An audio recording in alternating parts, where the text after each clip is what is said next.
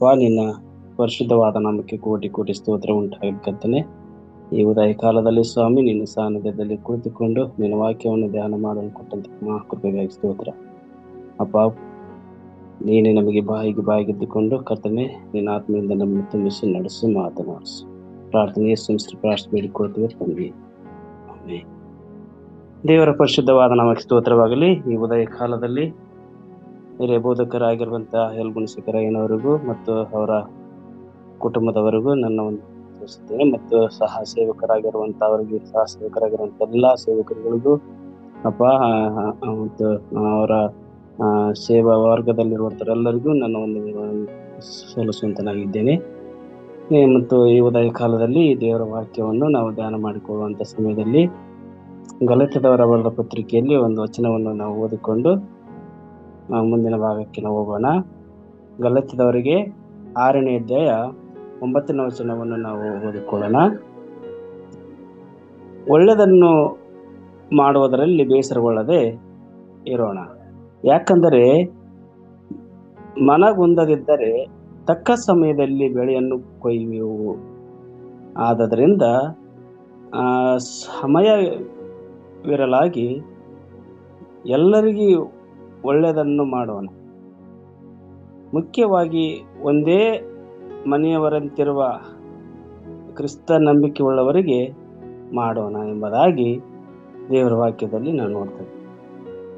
ಇವತ್ತಿನ ಈ ವಚನದ ಆಧಾರದ ಮೇಲೆ ಒಬ್ಬ ದೈವ ಸೇವಕರ ಒಂದು ಸಾಕ್ಷಿಯನ್ನು, ಅವರ ಒಂದು ಸೇವೆ ವಿಷಯಗಳನ್ನು ನಾವು ತಿಳಿದುಕೊಳ್ಳೋಣ. ಇವತ್ತಿನ ಸೇವಕರ ಒಂದು ವಿಷಯ ಏನಂತಂತಂದ್ರೆ ಕ್ರಿಸ್ಟೋಫರ್ ಮೋಸಸ್ ಎಂಬ ಅವರ ಹೆಸರು. ಕ್ರಿಸ್ಟೋಫರ್ ಮೋಸಸ್ ಎಂಬವರು 1943 ಜನಿಸ್ತಾ ಇದ್ದಾರೆ. ಅವರು ಜನಿಸಿದ ಒಂದು ಸ್ಥಳ ಯಾವುದೆಂಬುದಾಗಿ ನೋಡುವಾಗ ತಮಿಳುನಾಡಿನಲ್ಲಿ ಕರೂರಿನಲ್ಲಿ ಅವರು ಜನಿಸ್ತಾ ಇದ್ದಾರೆ. ಅವರು ಒಳ್ಳೆ ಕ್ರೈಸ್ತ ಕುಟುಂಬದಲ್ಲಿ ಜನಿಸ್ತಾ ಇದ್ದಾರೆ. ಅವರು ಚಿಕ್ಕ ವಯಸ್ಸಿನಿಂದ ಸತ್ಯವೇದವನ್ನು, ಅದರಲ್ಲಿರುವಂಥ ವಚನಗಳನ್ನು ಕಂಠಪಾಠ ಮಾಡಿದಂಥ ಒಬ್ಬ ವ್ಯಕ್ತಿಯಾಗಿರ್ತಾರೆ. ಹಾಗೆ ಅವರು ಒಂದು ಶಿಕ್ಷಣವನ್ನು ಕೂಡ ಪಡಿತಾ ಇರ್ತಾರೆ. ಶಿಕ್ಷಣವನ್ನು ಕಲಿತು ಅವರು ಮುಂದಿನ ದಿನಮಾನಗಳಲ್ಲಿ ಒಬ್ಬ ಶಿಕ್ಷಕರಾಗ್ತಾ ಇದ್ದಾರೆ. ಶಿಕ್ಷಕರಾಗಿ 1976 ಅವರು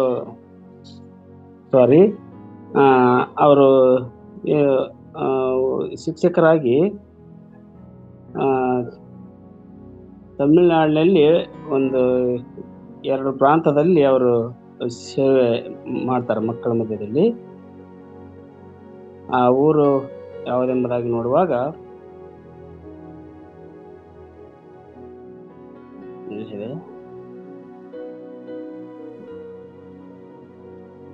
ಅವರು ಶಿಕ್ಷಕರಾಗಿ ಅನೇಕ ದಿನಮಾನಗಳಿಂದ ಸೇವೆ ಸಲ್ಲಿಸ್ತಾ ಇರ್ತಾರೆ. ಸೇವೆ ಸಲ್ಲಿಸುವಂತ ಸಮಯದಲ್ಲಿ ಅವರಿಗೆ ಒಂದು ಕಾಯಿಲೆ ಉಂಟಾಗ್ತೈತಿ. ಅದು ಯಾವ್ದು ಕಾಯಿಲೆ ಅಂತಂತಂದ್ರೆ ಅಸ್ತಮ ಕಾಯಿಲೆ. ಅಸ್ತಮ ಕಾಯಿಲೆ ಬಂದಿರುವಂತ ಸಂದರ್ಭದಲ್ಲಿ ಅವ್ರನ್ನ ಆಸ್ಪತ್ರೆಗೆ ದಾಖಲು ಮಾಡಿರ್ತಾರ. ದಾಖಲು ಮಾಡಿದ ಸಮಯದಲ್ಲಿ ಆಸ್ಪತ್ರೆಯಲ್ಲಿ ಅವರ ನೋವಿನ ತಡ್ಕೊಳ್ಳದ ಆ ಕಷ್ಟವನ್ನು ತಾಳಿಕೊಳ್ಳದೆ ಇರುವಂತ ಸಂದರ್ಭದಲ್ಲಿ ಅವರು ಒಂದು ಹಾಡು ಹಾಡ್ತಾರ. ಯಾವ ಹಾಡು ಅಂತಂದ್ರೆ ಯಾವುದು ತಮಿಳಲ್ಲಿ ಇರ್ತೈತೆ ಅದು. ಆ ಹಾಡು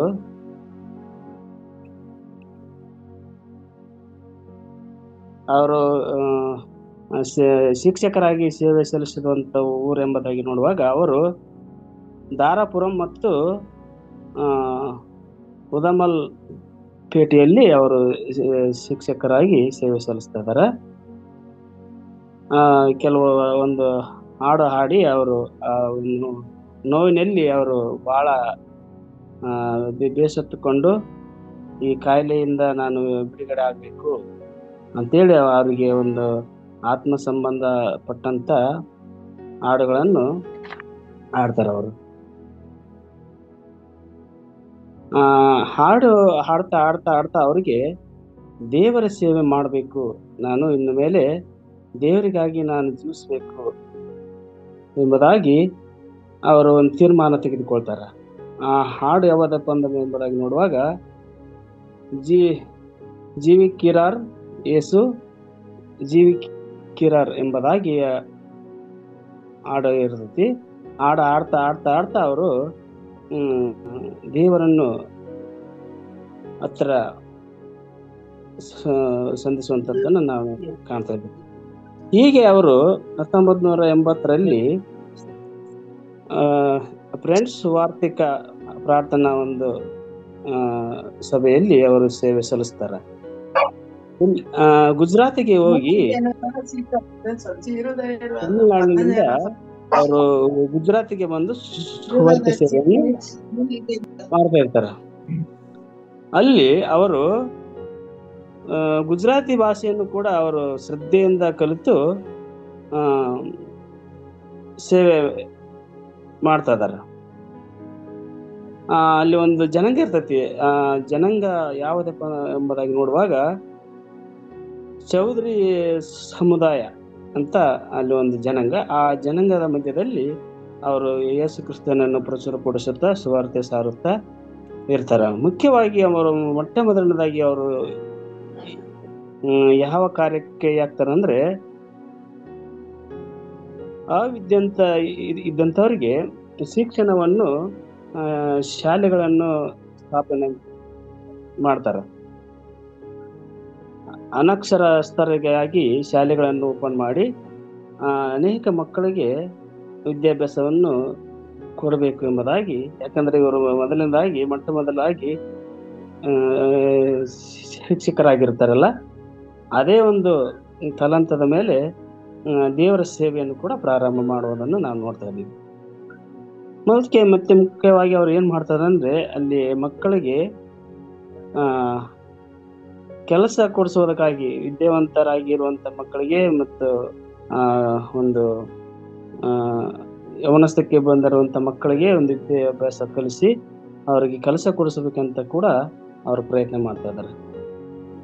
ಹಾಗೆ ಇನ್ನೊಂದು ಮುಖ್ಯವಾದ ಕಾರ್ಯಗಳು ಏನೇನು ಮಾಡ್ತಾರೆ ಅಂದ್ರೆ, ಅನೇಕರನ್ನು ಸುವಾರ್ತಿಕರನ್ನಾಗಿ ಕೂಡ ಅವರು ಅಲ್ಲಿ ಸಭಾಪಾಲಕರಾಗುವುದಕ್ಕಾಗಿ ಅನೇಕರನ್ನು ಪ್ರಚುರಪಡಿಸುತ್ತಾ ಸತ್ಯವೇದದ ಅಧ್ಯಯನ ಕೂಡ ಅವರು ನಡೆಸಿ ಅನೇಕರನ್ನು ಅಲ್ಲಿ ಸೇವಕರನ್ನಾಗಿ ಮಾಡುವುದನ್ನು ನಾವು ನೋಡ್ತೀವಿ.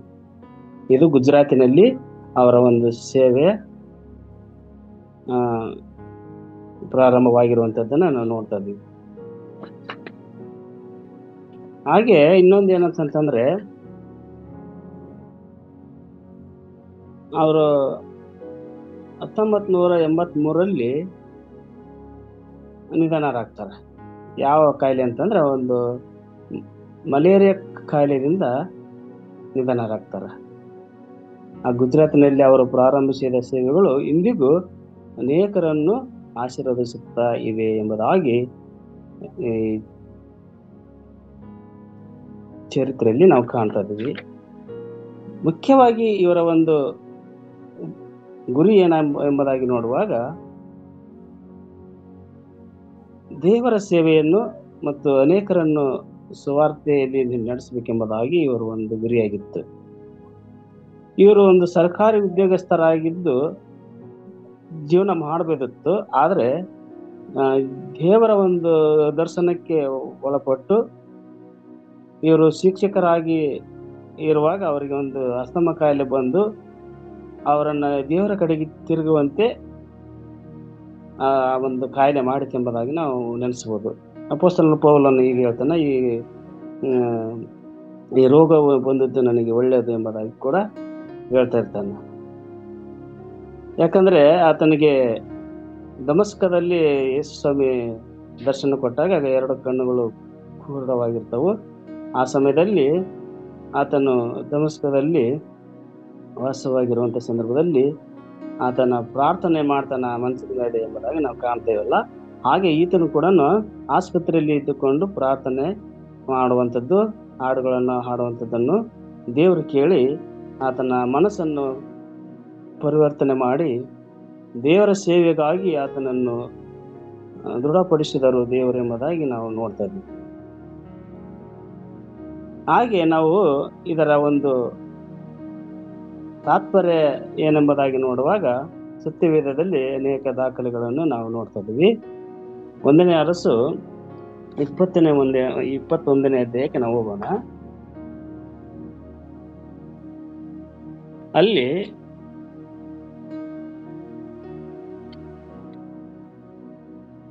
ಅವರು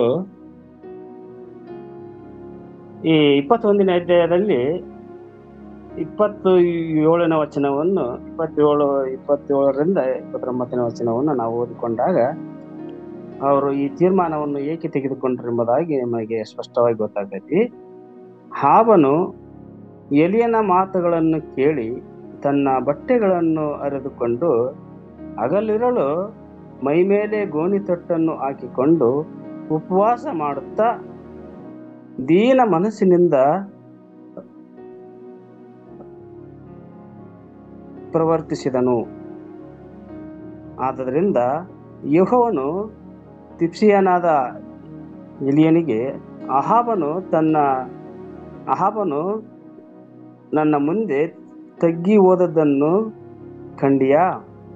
ಅವನು ನನ್ನ ಮುಂದೆ ತನ್ನನ್ನು ತಗ್ಗಿಸಿಕೊಂಡದ್ದರಿಂದ ನಾನು ಮುಂತಿಳಿಸಿದ ಕೇಡನ್ನು ಅವನ ಜೀವಮಾನದಲ್ಲಿ ಬರಗೊಡದೆ ಅವನ ಮಗನ ಕಾಲದಲ್ಲಿ ಅವನ ಮನೆಯವರ ಮೇಲೆ ಬರಮಾಡುವೆನು ಎಂದು ಹೇಳಿದನು. ಈ ವಚನವನ್ನು ಅವರು ಈ ಒಂದು ಚರಿತ್ರೆಯಲ್ಲಿ ಕಂಠಪಾಠವಾಗಿ ನಮಗೆ ಕೊಟ್ಟಿದ್ದಾರೆ. ಯಾಕಪ್ಪ ಅಂತ ಎಂಬುದಾಗಿ ನೋಡುವಾಗ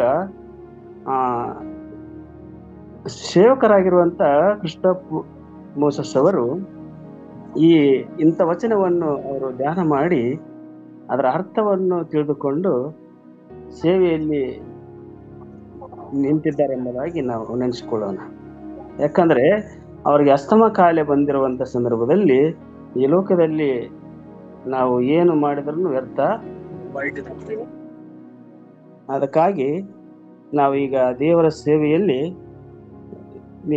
ನಿರತನಾಗಿದ್ದು ಬಿಡೋಣ ಎಂಬುದಾಗಿ ಅವರು ತೀರ್ಮಾನ ತೆಗೆದುಕೊಳ್ಳುವಂಥದ್ದನ್ನು ನೋಡ್ತಾ ಇದ್ದೀವಿ. ಇಲ್ಲಿ ಅಹಾಬನು ತನ್ನ ಕುಟುಂಬದಲ್ಲಿ ಆಗಿರುವಂತ ಅನ್ಯಾಯವನ್ನು ನೋಡಿ ಮಾನಸಾಂತರ ಪಡುವಂಥದ್ದನ್ನು ನೋಡ್ತಾ ಇದ್ದೀವಿ. ಮುಖ್ಯವಾಗಿ ಯಾಕೆ ಮಾನಸಾಂತರ ಪಡ್ತಾನೆ ಎಂಬುದಾಗಿ ನೋಡುವಾಗ ಇಲ್ಲಿ ಏಲಿ ಎಂಬ ಪ್ರವಾದಿ ಬಂದು ಆತನಿಗೆ ದೇವರ ಮಾತುಗಳನ್ನು ತಿಳಿಸ್ತಾನ. ಯಾಕೆ ಅಂತಂತಂದ್ರೆ ನೋಡುವಾಗ ಅಲ್ಲಿ ನಾಬೋತನ ವಿಷಯದಲ್ಲಿ ಆತನು ನಾಬೋತನ ಆಸ್ತಿಯನ್ನು ನನಗೆ ಬೇಕು, ಅದು ನನ್ನ ಮನೆ ಹತ್ರ ಇದೆ, ನಿನ್ನ ಆಸ್ತಿ ಅದು ನನಗೆ ಕೊಟ್ಟು ಬಿಡು, ಅದರಲ್ಲಿ ನಾನು ಕಾಯಿಪಲ್ಯ ತರಕಾರಿ ಇವೆಲ್ಲ ನಾನು ಬೆಳೆಸ್ಕೊಳ್ಳೋದಕ್ಕಾಗಿ ಅದನ್ನು ಉಪಯೋಗಿಸ್ಕೊಳ್ತೀನಿ ಅಂತ ಹೇಳುವಾಗ ನಾಬೋತನು ಅದಕ್ಕೆ ಒಪ್ಪೋದಿಲ್ಲ. ಅದಕ್ಕೆ ಈತನು ಏನ್ ಮಾಡ್ತಾನಂದ್ರೆ ಅಹಾಬನು ತನ್ನ ಮನೆಯಲ್ಲಿ ಹೋಗಿ ಮಂಚದ ಮೇಲೆ ಗೋಡೆ ಕಡೆಗೆ ಮುಖ ಮಾಡಿ ಮಲಗಿಬಿಡ್ತಾನ. ಆತನ ಈ ಹೆಂಡತಿ ಆಗಿರುವಂತ ಇಜ್ಬೇಲಳು ಅವರನ್ನು ಊಟ ಮಾಡ್ರಿ ಹೇಳ್ರಿ ಅಂತ ಎಬ್ಸುವಾಗ ಇಲ್ಲ ನಾನು ಊಟ ಮಾಡೋದಿಲ್ಲ ಅಂತಂದಾಗ ಯಾಕೆ ಅಂತ ಕೇಳ್ತಾಳ. ಹಿಂಗ ನಾಬೋತನ ನನಗೆ ಆಸ್ತಿ ಕೊಡಗಲ್ಲ ಅಂದ, ನಾನು ಅದಕ್ಕೆ ಬದಲಾಗಿ ಬೇರೆ ಹೊಲಕ್ಕೂ ಕೊಡ್ತೀನಿ ಅಂದ್ರೂ ಒಪ್ಪಲಿಲ್ಲ, ಮತ್ತು ಅದಕ್ಕೆ ಸಂಬಂಧಪಟ್ಟಂತ ಅದಕ್ಕೆ ಯೋಗ್ಯವಾದ ರೇಟನ್ನು ಹಣವನ್ನು ಕೂಡ ನಿನಗೆ ಕೊಡ್ತೀನಿ ಅಂದ್ರೆ ಒಪ್ಪಲಿಲ್ಲ ಅವನು ಅಂತ ಹೇಳ್ತಾನೆ. ಅದಕ್ಕೆ ಆತನ ಹೆಂಡತಿ ಆಗಿರುವಂತ ಇಜ್ಬೇಲಳು, ನೀವು ಈಗ ಸದ್ಯ ಊಟ ಮಾಡ್ರಿ, ನೀವು ಇಸ್ರಾಯೇಲರ ಅರಸನಲ್ಲ, ಅದಕ್ಕಾಗಿ ನಿಮಗೆ ನಾನು ಸಹಾಯ ಮಾಡ್ತೀನಿ, ಆ ಹೊಲ ನಿಮಗೆ ಕೊಡಿಸ್ತೀನಿ ಅಂತ ಹೇಳಿ ಒಂದು ಕುತಂತ್ರ ಮಾಡಿ ನಾಬೋತನನ್ನು ಕೊಲೆ ಮಾಡುವಂತ ಪ್ರಯತ್ನ ಮಾಡ್ತಾ ಇರ್ತಾಳ, ಮಾಡೇ ಬಿಡ್ತಾಳ. ಅಲ್ಲಿ ಒಂದು ಪತ್ರ ಬರೆದು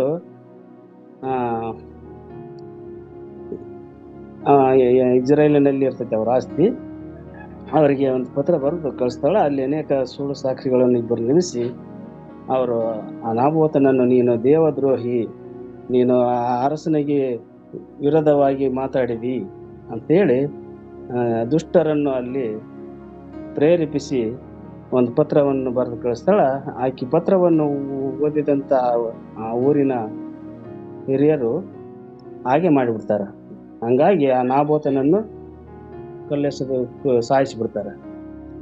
ಆ ರೀತಿಯಾಗಿ ಅವನ ನಾಬೋತನ ಆಸ್ತಿ ವಿಷಯದಲ್ಲಿ ಈಕೆ ಮಾಡಿದಂಥ ಈ ದೊಡ್ಡ ಕುತಂತ್ರವನ್ನು ದೇವರು ನೋಡಿ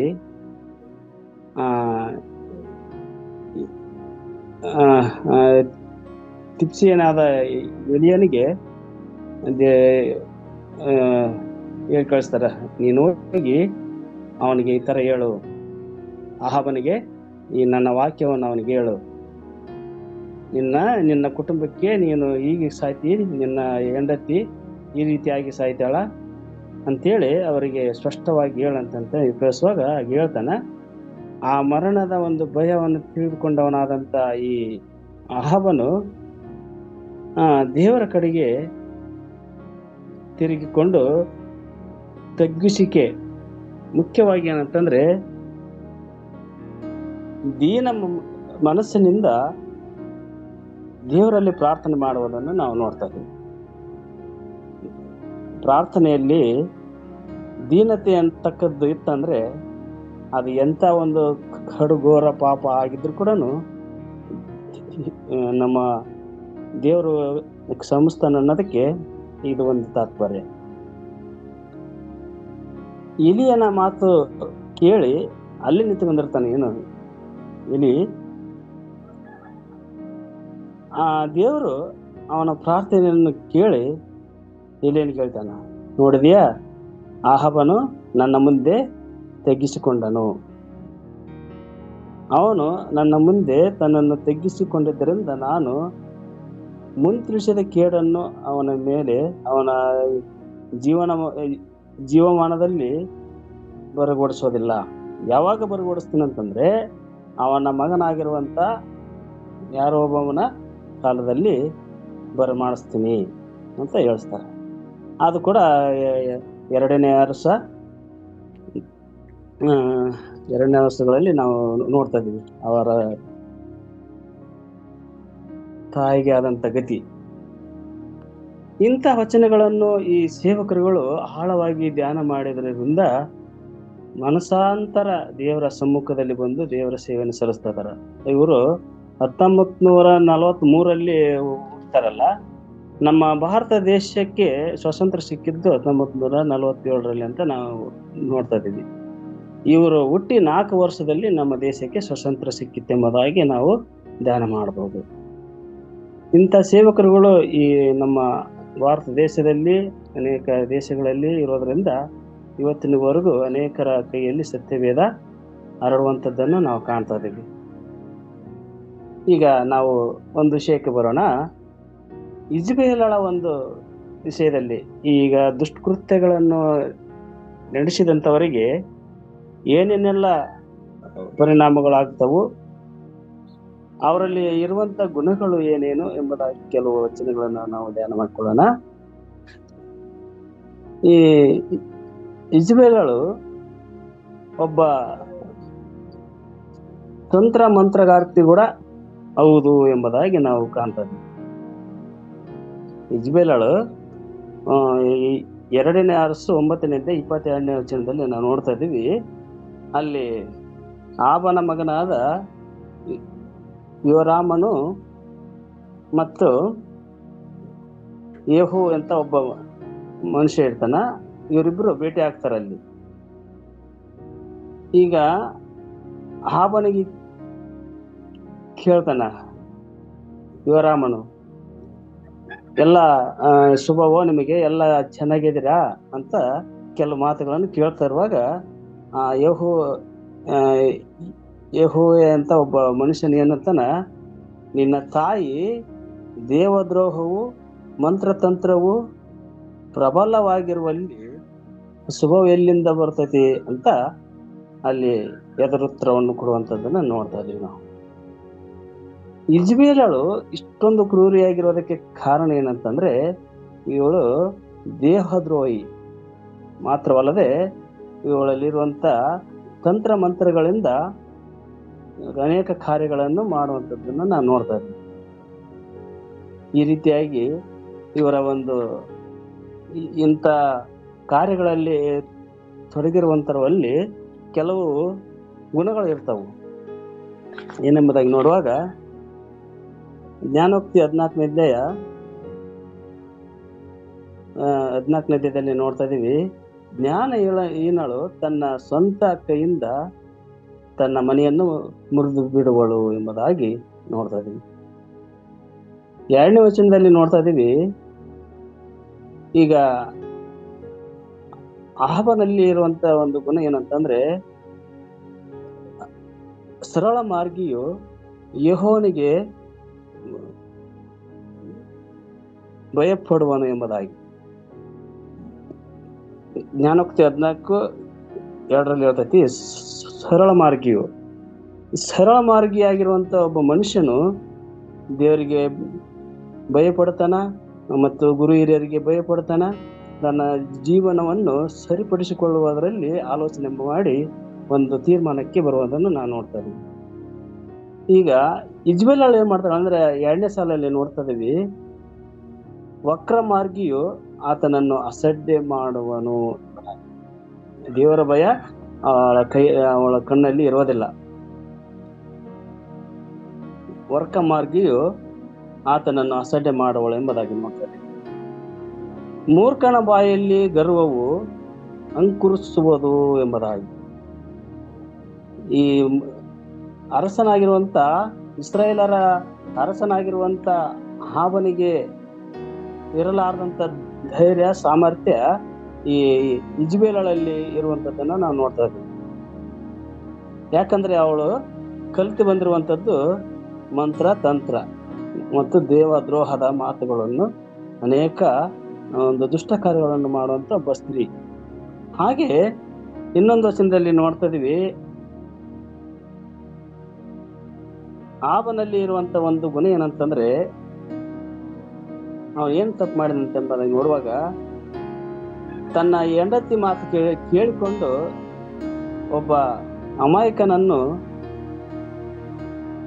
ಸಾಯಿಸಿಬಿಡ್ತಾನ.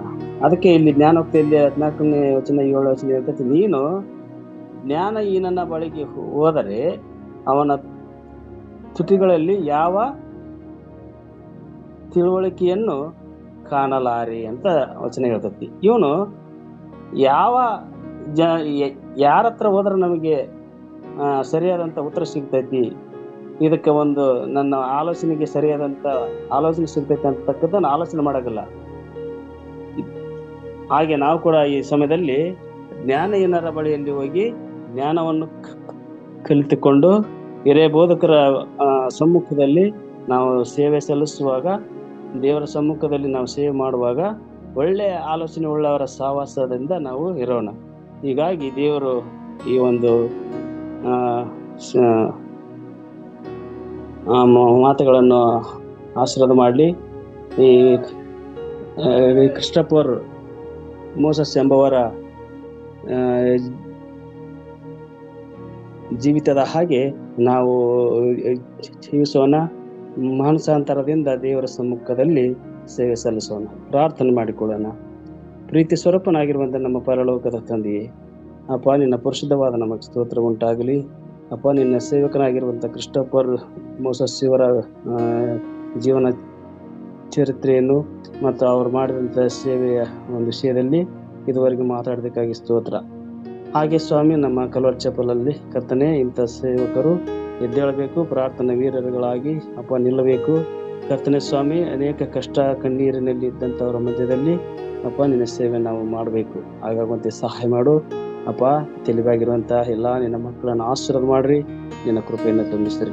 ಪ್ರಾರ್ಥನೆ ಪ್ರಭು ಗುರು ಒಡೆಯನಾಗಿರುವಂಥ ಯೇಸು ಸ್ವಾಮಿ ಹೆಸರಿನಲ್ಲಿ ಪ್ರಾರ್ಥನೆ ಬೇಡಿಕೊಳ್ತೀವಿ ನಮ್ಮ ಪರಲೋಕದ ತಂದೆಯೇ. ಆಮೆನ್. ಆಮೆನ್.